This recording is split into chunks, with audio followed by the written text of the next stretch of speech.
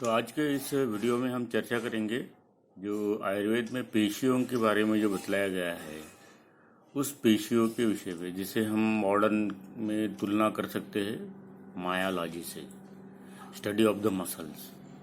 तो पेशी किसे कहते हैं, इसके विषय में इसकी आज के वीडियो में हम चर्चा करेंगे।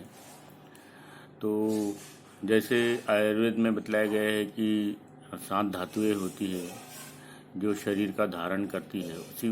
उस 7 धातुओं में से जो तीसरे क्रमांक का जो धातु है मांस धातु, इस मांस धातु से ही पेशियों की निर्मित होती है, ऐसा कहा गया है। तो पेशी शरीर जिसे हम मायालॉजी कहते हैं, तो आयुर्वेद में कहा गया है कि ये जो पेशी शब्द जो है वो पिशित शब्द से बनता है, और पिशित का अर्थ होता है कि अविभक्त मांस। ये जो रहता है, ये अविभक्त मांस जब विभक्त हो जाता है तब उसे पेशी कहते हैं या मांस खंड कहते हैं। तो ये जो अविभक्त जो मांस जो है उसके जो छोटे छोटे टुकड़े जो होते हैं जिसे हम पेशी कहते हैं। तो बतलाया गया है कि ये जो मांस धातु जो है, इस मांस धातु में बतलाया गया है कि जो पित्त युक्त वायु जो होता है, ये वायु अनुप्रविश्य पीशितम पेशी विभजते तथा, अर्थात ये जो पित्त युक्त जो वायु जो है वह मांस पेशी में जब प्रवेश करता है तब उस मांस को या मांस के गोले को मांस पेशियों में विभक्त करता है या पेशियों में विभक्त करता है। पित्त युक्त वायु मांस में प्रवेश कर मांस का विभजन पेशियों में करता है। तो ये जो पेशियां जो है ये मांस से ही निर्माण होती है। मांस अवयव संघात परस्पर विभक्त पेशी इति उच्यते। जो मांस के जो परस्पर जो विभक्त हुए जो भाग जो है, या मांस से निर्मित जो छोटे छोटे जो अवयव जो है जिसे हम पेशी कहते हैं। वायु पीशितम मांसम अनुप्रविश्यम पेशी विभजते पेशी मांस खंडम। तो ये जो पेशियां जो है ये मांस का खंड है, छोटे छोटे भाग है। तो इस प्रकार से इस मांस से ही किस प्रकार से पेशियों का निर्माण होता है, इसके विषय में आयुर्वेद में वर्णन आया है। तो जैसे स्नायु होती है, प्रतानवती, वृत्त, पृथु और सुषि, उसी प्रकार के पेशियां जो है वह आकृति के अनुसार विविध प्रकार की होती है। मगर दोनों में अंतर क्या होता है?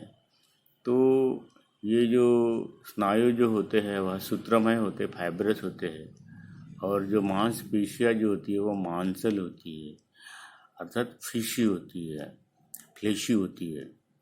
तो इस प्रकार से दोनों में अंतर है। ये जो मांस धातु जो है, ये मांस धातु पृथ्वी महाभूत की अधिकता से बनता है, अर्थात इसमें जल, वायु, आकाश और अग्नि ये भी होते हैं, मगर इनका जो प्रमाण जो होता है वह कम होता है। इसका जो अधिकता जो होती है मांस धातु में वह पृथ्वी महाभूत की होती है। इसके बाद में जो पेशियां जो है वह या मांस धातु जो है वह मातृज अंग है, माता से निर्मित अंग है। ये मातृज, पितृज, आत्मज, आत्मज, रसस और सत्वज, ये जो भाव जो है गर्भोत्पादक जो भाव जो है मातृज, पितृज, आत्मज, आत्मज, रसज और सत्वज, इसमें से जो है ये पेशियां जो है ये मातृज भाव से निर्मित है। इसके साथ ही जो है मांस धातु जो है ये कफ का स्थान बतलाया गया है, या मांस पेशियों में कफ होता है, तो उस मांस से निर्मित जो मांसपेशियां जो है उसमें भी कफ का प्राधान्य रहेगा। मांस में कफ का प्राधान्य, तो मांसपेशियों में भी कफ का प्राधान्य होता है। इस मांसपेशियों की संख्या के विषय में वर्णन आया है कि शरीर में जो है 500 मांसपेशियां होती है। उसमें से शाखा, जिसे हम अपर एंड लोअर एक्सट्रीमिटी कहते हैं, तो इन शाखाओं में 400 मांसपेशियां होती है। उसके बाद में मध्य शरीर में जो है वो 66 और शीर और ग्रीवा में जो है 34। तो इस प्रकार से कुल जो है 500 जो मांसपेशियां जो है ये मनुष्य शरीर में होती है। स्त्रियों में जो है वह पुरुषों की तुलना में अधिक 20 मांसपेशियां बतलाई गई है। तो प्रत्येक स्तन में 5 मांसपेशियां अधिक होती है। इस प्रकार से 10 अपत्य पथ जो है योनि मार्ग, उसमें जो है 4 मांसपेशियां अधिक होती है। उसके बाद में जो है ये जो गर्भाशय छिद्र जो है, अर्थात जिसे हम गर्भाशय की भित्ति भी कह सकते हैं, या गर्भाशय की भित्ति में जो 3 स्तर जो होते हैं, इसमें 3 मांसपेशियां बतलाई गई है। उनकी तुलना जो है ये गर्भाशय भित्ति की मांसपेशियों से कह सकते हैं, तो वो 3 बतलाई गई है। और शुक्र आर्तव को प्रविष्ट करने वाली जो 3 मांसपेशियां जो बतलाई गई है, तो ये बीज वाहिनी की जो 3 स्तर जो है, इससे हम तुलना कर सकते हैं। तो इस प्रकार से ये मांसपेशियों की जो संख्या बतलाई गई है 500, और स्त्रियों में जो है 20 ज़्यादा 520। तो 20 कौन सी मांसपेशियां होती है और कहाँ कहाँ पर होती है, इसके विषय में ये वर्णन आया है। आयुर्वेद में जो है ये जो मांसपेशियां जो है कौन सी प्रकार की होती है, इसके विषय में बतलाया गया है कि ये जो मांसपेशियां जो है वह 12 प्रकार की होती है। और ये जो 12 प्रकार जो बहल, पेवल, स्थूल, अनु, पृथु, वृत्त, ह्रस्व, दीर्घ, स्थिर, मृदु, श्लक्ष्ण, कर्कश, तो ये जो है ये सभी 12 प्रकार की जो पेशियां जो है वह होती है। और संधि, अस्थि, शिरा, स्नायु, ये जो है संधि, अस्थि, शिरा, स्नायु प्रच्छादकाः यथा प्रदेशम स्वभावतः एव भवन्ति। तो ये जो प्रकार जो है बतलाए गए, स्वरूप जो बतलाए गए हैं, ये इनके आकार के और आकारमान के अनुसार बतलाई गई है। और ये जो मांसपेशियां जो होती है, संधि, अस्थि, शिरा, स्नायु, इनका आच्छादन कर रही है, इनको ढांकती है। इस प्रकार से ये 12 मांसपेशियां या 12 प्रकार की मांसपेशियां जो है वहाँ बतलाई गई है। तो ये जो 12 प्रकार की जो मांसपेशियां बतलाई गई है, उसमें से पहली जो है बहल, बड़े आकार की, जिसे हम लार्ज कहेंगे। दूसरी पेवल, छोटी रहती है, स्मॉल। तीसरी स्थूल, मोटी, जाड़ी ज़्यादा रहेंगे, थिक। चौथी जो है वह अनु, मतलब पतली। पांचवी जो है पृथु, मतलब फ्लैट, फैली हुई। छठी जो है वृत्त, अर्थात गोल, राउंडेड। बाद में जो है ह्रस्व, मतलब छोटी, लंबाई में कम। बाद में दीर्घ, ज़्यादा लंबी, लॉन्ग। उसके बाद में जो स्थिर, मतलब कम हलचल जहाँ पर होती है, फिम। उसके बाद में जो है मृदु, कोमल, सॉफ्ट। उसके बाद में जो है श्लक्ष्ण, चिकनी, स्मूथ। और आखिरी में जो है कर्कश, खुरदरी, रफ। तो इस प्रकार से जो है ये मांसपेशियों के 12 जो प्रकार जो है वह बतलाए गए हैं। इसके बाद में जो है मांसपेशियों के कार्य किस प्रकार से होते, तो शिरा स्नायवास्ति पर्वाणाम संधयश्च शरीरीणाम पेशिभिः संवृत्तान्यत्र बलवन्ति भवत्यतः। अर्थात ये जो शरीर में जो है ये जो मांसपेशियां जो होती है, ये क्या काम करती है, तो शिरा, स्नायु, अस्थि, पर्व, संधि आदि को ढांकती है, आदि को आच्छादित करती है। और इसके कारण जो है वह दृढ़ होती है, इसके कारण वह दृढ़ होती है। ये इस कारण से दृढ़ हो जाते हैं। जैसे इसका जो आकार जो है वह बदल जाता है। तो इस प्रकार से बतलाया गया है कि ये जो मांसपेशियाँ जो होती है इनका कार्य है कि आच्छादन करना, लेपन करना, जिसे हम लेपन करना बोल सकते हैं। प्रणयन जीवनम लेपा, ढाकना। इस प्रकार से ये मांसपेशियों का कार्य है। अब ये जो पेशी विज्ञान जो इसका क्या महत्व है, तो जैसे हम देखते हैं कि कोई एक्सीडेंट हो जाता है, अस्थि भग्न हो जाता है या डिसलोकेशन हो जाता है, तो ये मांसपेशियाँ जो है ये ठीक तरह से कार्य नहीं करती। अर्थात अंग चेष्टा विशेषार्थ पेशी ज्ञानम उच्यते।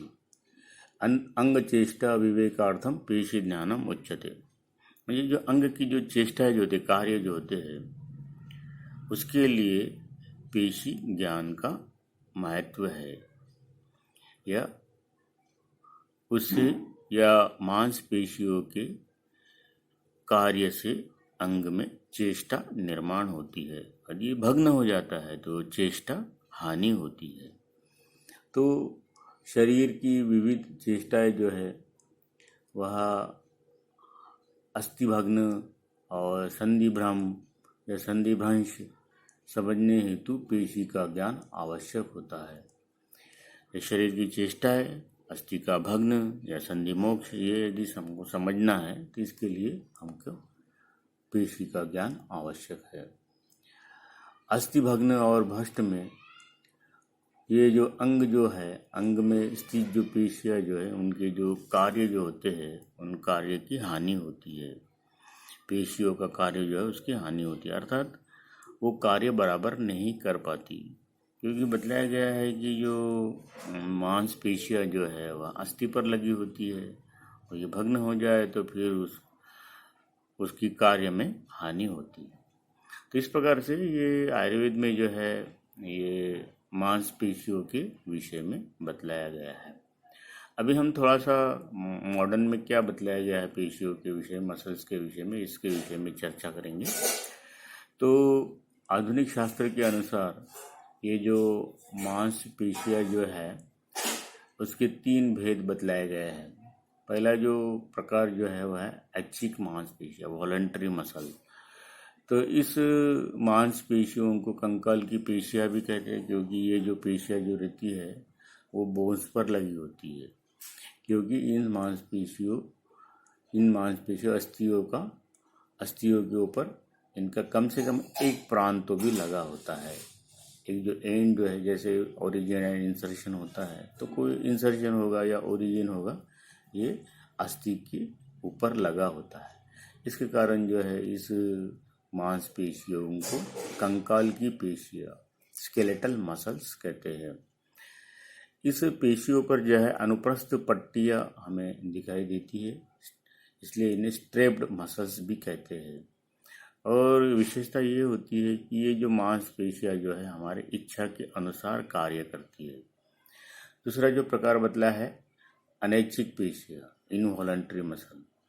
तो इन पेशियों का जो कार्य जो होता है वह स्वतंत्र रूप से होता है, ये हमारे इच्छा के अनुसार नहीं होता, इसलिए इन्हें इनवॉलंटरी मसल, स्वतंत्र पेशियाँ कहते हैं। इन पेशियाँ जो है इसके ऊपर अनुप्रस्थ जो पट्टिकाएँ जो है वहाँ नहीं होती है, और ये जो इसके ऊपर सिर्फ अनुलंब रेखाएं होती है। ये पेशियाँ जो है इनका अस्थियों से कोई संबंध नहीं होता है, और इसलिए इनको जो है हम सहजता से स्केलेटल मसल से भिन्न रूप से हम पहचान सकते हैं। इन पेशियों का जो कार्य जो है वह इच्छा के अधीन न होने के कारण, या इनका कार्य जो होता है वह मस्तिष्क के अधीन होता है, इच्छा के अधीन न होकर मस्तिष्क के अधीन होता है या स्वतंत्र रूप से होता है।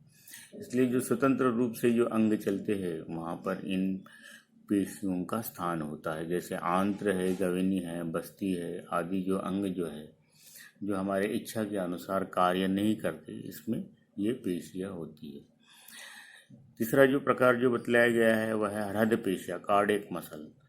तो इन पेशियों का जो कार्य जो होता है इच्छा के अधीन नहीं होता है, और इन पर अनुप्रस्थ पट्टिकाएँ होने के कारण, मतलब कुछ इस पेशियों में जो रचना जो होती है वह ऐच्छिक पेशियों के समान होती है, मगर कार्य जो होता है अनैच्छिक होता है।